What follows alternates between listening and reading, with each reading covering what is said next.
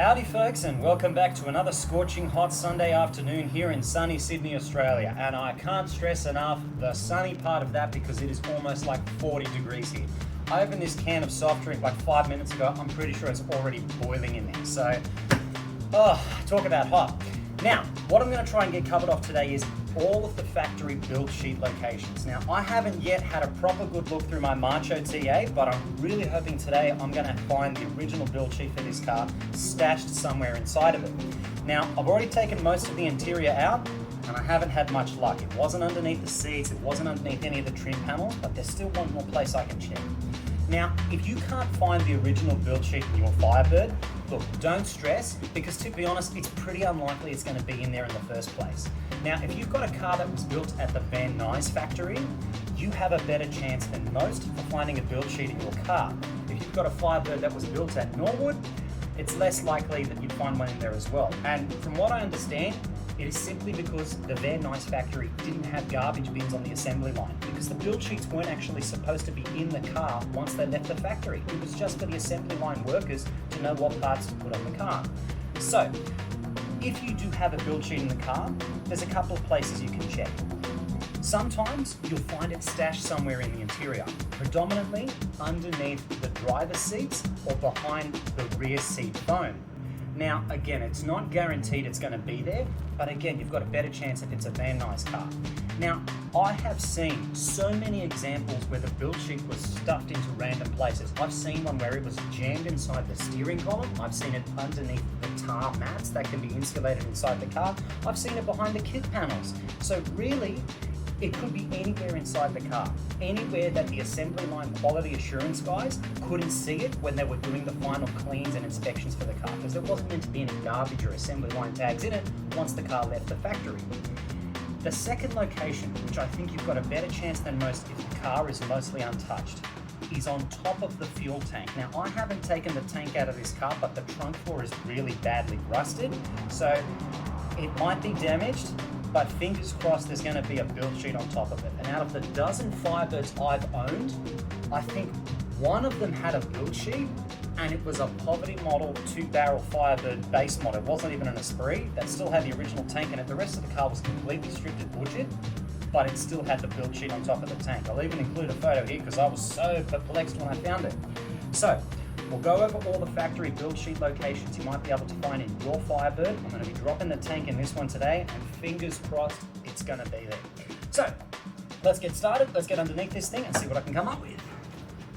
So, the first and easiest place to start looking for the build sheet is going to be inside the interior. Now, again, it could be absolutely anywhere inside the interior. It doesn't mean it's going to be. There is a small chance it's behind the saddle panels, it's in the steering column, but that's in extremely rare cases. Predominantly, if the build sheet is in your interior, it's more than likely underneath the seats. And I'm going to show you exactly where. So if you take the driver or the passenger seat out of the car, it should be right here where these seat springs are. Now, if you've taken them off and you can't immediately see the paper build sheet, it's not there. You might see little tattered pieces of paper showing that it might have been there in the past and someone's taken it out or it's too rapidly deteriorated. But if you don't see it immediately, it's not there. Now for the back seat, if we're looking at this one for example, this is a nice, untouched original deluxe vinyl interior at a 78. If you pop out the back seat, immediately, right behind it, you should be able to see straight away a piece of paper somewhere in between the foam and the metal frame of the seat. In this case, there's nothing here. But if you take the back seat out, you should see immediately just a piece of paper just wedged in between here somewhere. There's that microscopic chance it's somewhere inside of the foam or something like that, but if you can't see it as soon as you've taken the seat out, it's probably not there. So, if you've fully gutted the interior of your second generation Firebird and you still haven't found a build sheet, you've got one more option, and that's the hardware. So, we'll go outside, I'll drop the fuel tank on the Macho, and hopefully I'm going to be able to show you where to find the build sheet over there. Let's go have a look. Alright, so now that we're here underneath the car, to drop the fuel tank, it's really not too hard. There's two things you've got to do. There's 4 bolts holding these fuel tank straps in here. I think they're about a 1/2 inch bolt. I guess we're about to find out. Oh, good grief. They are very rusty, and I'm sure as you can see here, look at all the stuff that is spilling out of the car.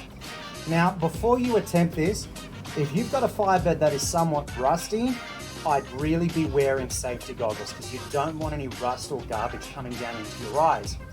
Now, secondly, once you remove these straps, the tank is still going to be suspended by the fuel lines and the vapor return lines. So you want to have a really good set of pliers to unclip that little clip, I guess, that's holding onto those vacuum fuel lines, and they should be able to just slide off. Put a little bit of WD-40 on them if you need a little bit of help getting them off.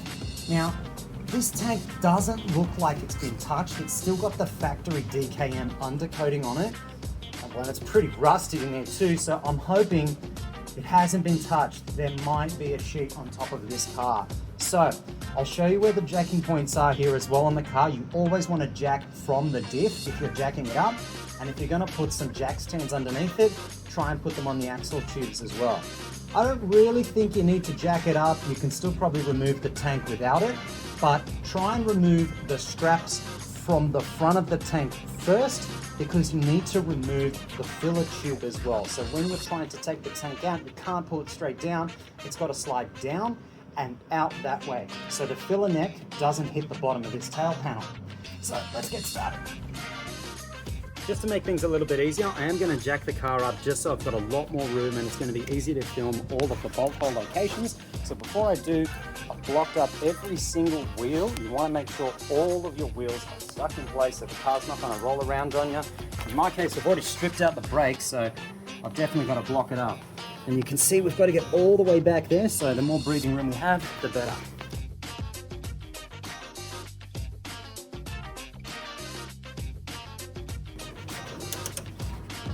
Oh yeah, come to butthead. Didn't need as much pressure as I thought it would. Just making some smooth moves down here, baby. We're not doing anything crazy. The threads are really long on these, so expect it to take ages. The good news is, a lot of the underside on the Macho still looks pretty good, relatively speaking. Floors are pretty disgusting. Frame rails look good enough. Good enough is good enough for me.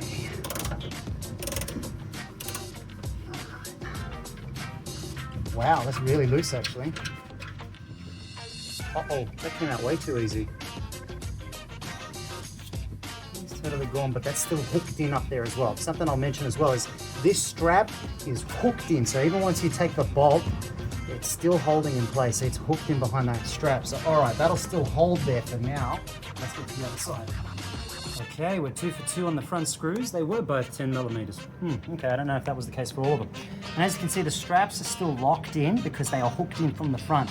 So now it's time to take the two that are in the tail panel. You might be able to try lubricate them a bit here from this hole in the tail panel if they're a bit rusted. But again, you don't want to be stripping these, so let's get onto these two now. Okay, now that I'm here, I've swapped to the 916. I'm going to put the extension on it because this one is pretty bad. I'm going to put some muscle. Oh, it's crunchy, but it's coming. Now, if you're onto these bolts, remember, once these are all the way loose and off, that's it. Oh, see, look, we're already having some action here. The tank is coming down. So, if the tank's got a lot of fuel in it too, you've probably got to support it. Maybe have a jack underneath it, but in this case, I don't think it's got that much fuel. And I should be able to support it anyway. I've dropped a few Firebird tanks, and it's normally not too bad. But if the thing's got a fuel tank of full tank of fuel, you're probably going to have to support it. All right, that's had a lot taken off it, so I'm going to move to the other bolt. Get started on that one, so we can bring it down evenly. Where is it? There it is. Ooh, you need a lot of muscle to break it. Again, these ones are really rusted. Something I just realized too is when the owner parked up this car, he did a whole bunch of burnouts in the paddock, then parked it up. The quarters are full of mud. All right, this strap's about to let go. That's it. The bolt over here is out. Oh. Have a look how long that bolt is if you're wondering why there's so much cranking. Alright, that means as soon as we drop this other one, there's really not much supporting the tank except for the vacuum lines. So if you've disconnected those and you've disconnected the fuel lines, the tank's pretty much just going to drop straight down on them. Now I've only loosened the lines, so it shouldn't just drop like that. Alright, that's it. Come on, let go.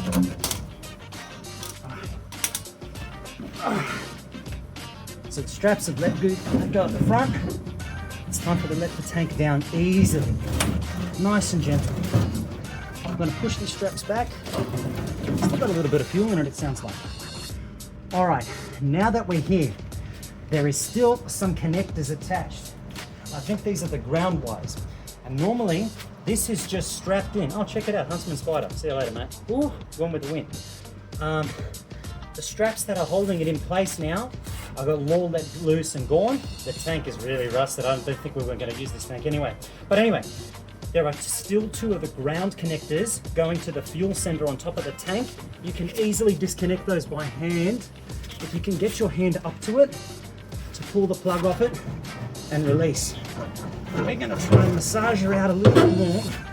See if I can get to the strap. Sometimes they're screwed in, but not really. See, look, see, there's the plug. See this plug here? All I've done is pop it out. Same for the other one. We're going to do the same thing. No, unless that's the one that's connected into the sender. Oh my goodness gracious, the rust. All right.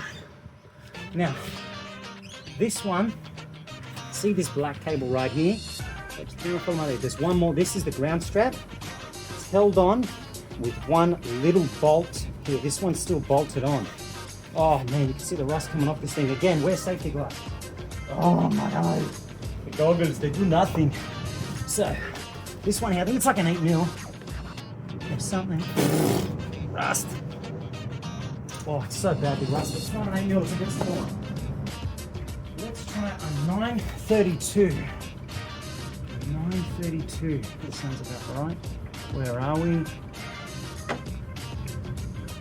Oh, hook, line, and sinker. First try. 932. That little ground socket. And that one normally rusts bad. So I've got all my sockets right here so I don't have to move around too much. Are we on? That's it, first time around. Now I'm losing it. Oh, I can never find the hole when I need to. Now I can. There we go. All right, there we go. That was just that little tiny screw here that was holding in that ground strap. That ground strap's gone too. So now we can say, come on down.